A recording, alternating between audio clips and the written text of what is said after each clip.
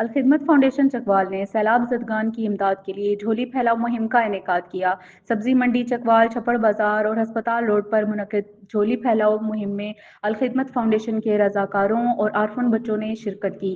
تاجر برادری اور عوام کی بڑی تعداد نے سیلاب سے متاثرہ افراد کے لیے عطیات دیے۔ خواتین اور بچوں کے ساتھ ساتھ ٹرانسپورٹروں اور دکانداروں نے بھی سیلاب زدگان کی بحالی کے لیے اپنا حصہ ڈالا۔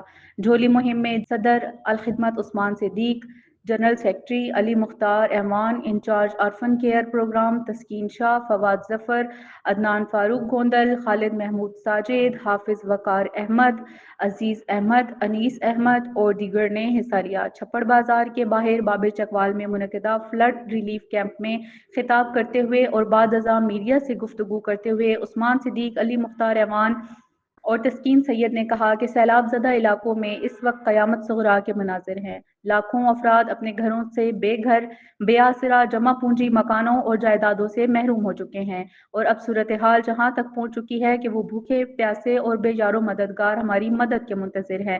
ایسی صورتحال میں ہم سب کو مل کر سیلاب سے متاثرہ افراد کی بحالی کے لیے اپنا حصہ ڈالنا ہوگا تاکہ انسانی جانیں بچائی جا سکیں۔